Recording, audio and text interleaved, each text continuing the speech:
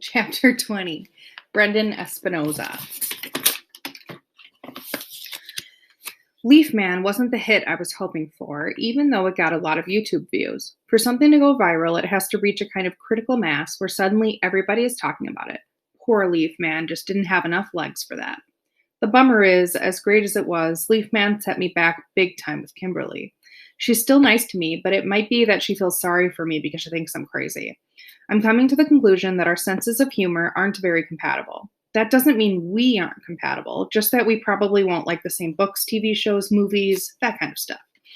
Besides, she's still totally moon-faced over Chase, so compatibility isn't really an issue right now. The fact that she barely even notices me, that's an issue.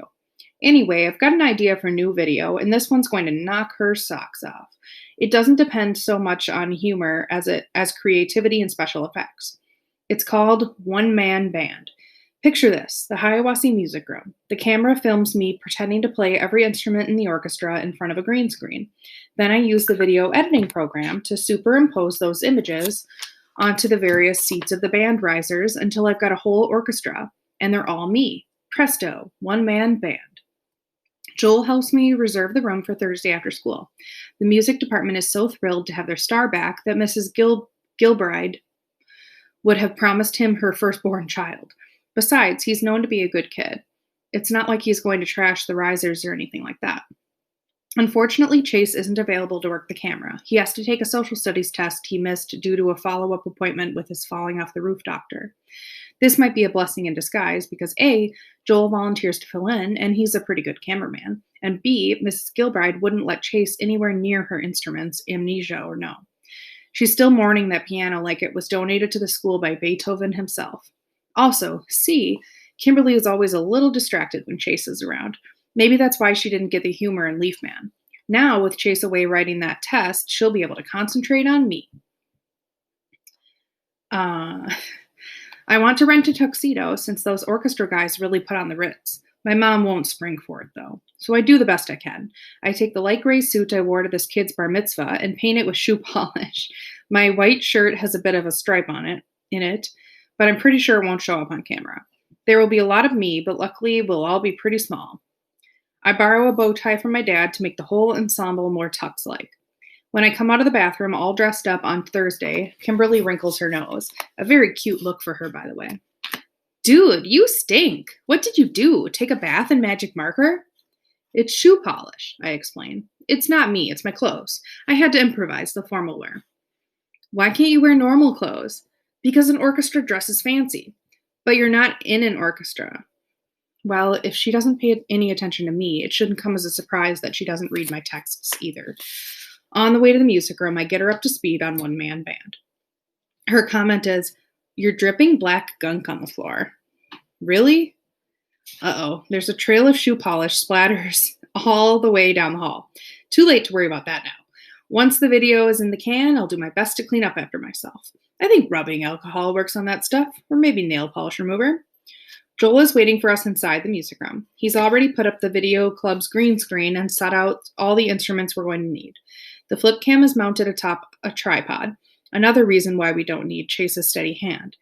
Joel's got some extra lights plugged in with the spaghetti of power cords. We're ready to roll. For music, I've chosen a full orchestral version of For He's a Jolly Good Fellow, performed furiously in triple time.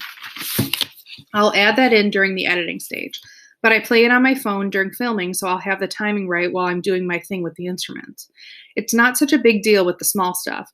Trumpet, clarinet, saxophone, flute, piccolo, but for violin and the string family, it's important that my bow should be moving to the right tempo. And that goes double for the trombone, the kettle drums, and especially the cymbals. If I go crash, then there'd better be a real crash. I know this song, Kimberly comments after the music has been playing in an endless loop for at least 20 minutes of shooting. How come you picked such a lousy song? We're in the home stretch, bassoon, French horn, and tuba. The tuba is last. I stare at it. It's the marching band kind, where you climb into the middle of it and it's all around your body like a python. Wait a minute, I protest. Where's the regular one? Dented, Joel replies. Somebody dropped it down the stairs and it's out getting fixed. So it's this one or nothing. Well, you can't have an orchestra without a tuba. I squirm in and struggle to my feet. I swear the thing weighs more than I do.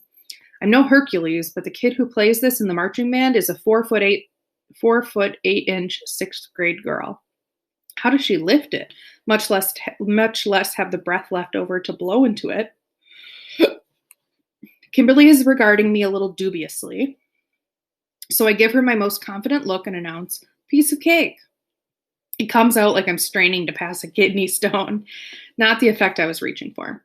I put my lips to the mouthpiece and nod to Joel to start filming the final shot. The camera comes on. The double doors are kicked open, and before I can react, a tidal wave of white foam fills my field of vision. It hits me full in the face. It wouldn't normally be enough to knock me over, but with the heavy tuba bell suspended above my head, I overbalance and go down like a stone. There's a loud clang as the brass of the instrument strikes the metal edge of the riser. I hear a gasp of horror from Joel, and soon I understand why. When I roll out of the stream of foam, still wrapped in the tuba, I see Aaron Hockeyman and Bear Bratsky, each armed with one of the school's big silver fire extinguishers, spraying down the room and everything and everybody in it. "Go away!" Joel pleads in a quavering voice. Aaron laughs a nasty laugh. "Well, if it isn't the loser, I don't think we ever welcomed you back to school. How rude of us." "Welcome home, loser," bellows Bear, and blasts a jet of foam covering Joel from head to toe. I turn to Kimberly, who's standing there and of all things giggling. At long last, the girl has found something funny in one of my videos. She thinks it's part of the plan and doesn't even notice we're under attack. "Go get help," I bark at her. "Yeah, get help," snorts Bear. "Why don't you call your friend Chase?" That makes sense to me. He's the only one with half a chance of taking on these two. "Get Chase," I yell at Kimberly. Aaron laughs cruelly. "And you're supposed to be smart? Who do you think sent us here, genius?" "You think Chase doesn't remember the loser who got him put on community service?" Bear adds. "Go," I shout. "He's in Mr. Solomon's room." A blast of foam silences me, and I go down again, still encircled by the tuba. Now my arms are pinned at my sides, and I can barely move. Not that I'd be much help standing up to those Neanderthals. And if I'm upset, I can only imagine what must be going on in Joel's mind. After everything he's been through, he comes home only to find that it's starting all over again. Kimberly bolts past the two attackers and out the door. They make no move to stop her. Their focus is on me and mostly on Joel. "Hey, check out all these instruments," Bear snickers, as if the band room is the last place anyone might expect to find such things. "You think if I practice hard enough, I could become a musician like the great Joel Weber?" He delivers a solid boot to the French horn, which skitters across the floor, kicking up a spray from the melting foam that covers half the room. "Please don't touch the instruments," Joel whimpers. "I promised Mrs. Gilbride I'd be responsible for everything." Well, that does it. Once those two idiots see how to get a rise out of Joel, they're off to the races, throwing flutes like mini javelins and frisbeeing cymbals all around them. They roll trumpets and trombones into the slop and send violins floating on top of it. A kettle drum is upended.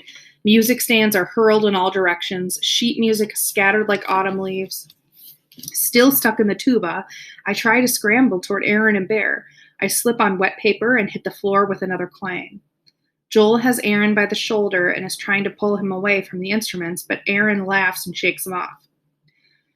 Suddenly, Chase barrels into the room, Kimberly hot on his heels. "What's going on?" he bellows. "Dude, what took you so long?" Aaron crows in unholy glee. "We had to send the chick to get you." "This is your best idea yet," adds Bear. He hefts his fire extinguisher and hands it to Chase. "It's all yours, maestro." Chase looks totally blown away. I can't read his expression. Shocked or something else? "It's your plan," Aaron reminds him. "Bring it home." Chase is a statue, eyes wide. Bear gets impatient. "Okay, I'll do it for you." He tries to take back the extinguisher, but Chase tightens his grip and holds on. There's a vicious tug of war for the extinguisher. With a mighty yank, Chase wrenches it out of Bear's grasp. It swings free. just as Joel rises from the floor where Aaron tossed him. With a thud, the heavy metal strikes Joel in the side of the face, and he drops back down into the foam. Agitated voices sound out in the hallway. 6 teachers burst into the music room, Mrs. Gilbride in the lead. "What's going on here?" she yells, taking in the wreckage all around her. "Where's Joel Weber?" With a groan, Joel sits up. The foam on his face can't disguise the fact that his left eye is already turning black and blue. That's when it hits me how this must seem to the teachers. The music room is a disaster. Instruments, music stands, books, and papers are strewn everywhere, and the whole place buried in foam. The school's 3 most notorious bullies are right there. One of them, Chase, still wields a fire extinguisher, and their number 1 target, Joel, is down on the floor with a rapidly swelling face, obviously the victim of an assault. "It isn't what it looks like," I gasp and then bite my tongue. What if it's exactly what it looks like? The idea to send Chase came from Aaron and Bear. Was that the plan all along? And was Chase the ringleader, just like those guys said? The teachers don't pay any attention to me. Their job is diffusing the crisis. Mrs. Gilbride rushes Joel to see the nurse, and the other staff members march Aaron, Bear, and Chase off to the principal's office. Kimberly follows. Even now, her only concern is Chase. As quickly as that, I'm all alone, still trapped in the marching band's tuba. With a heavy sigh, I struggle up and try to shake myself out of the brass tentacles of this thing. It moves maybe an inch.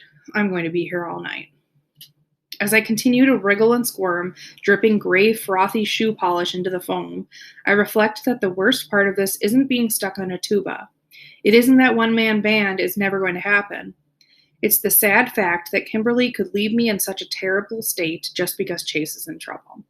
And as soon as I think that, I realize that the real worm around here has to be me, wormier even than Aaron and Bear.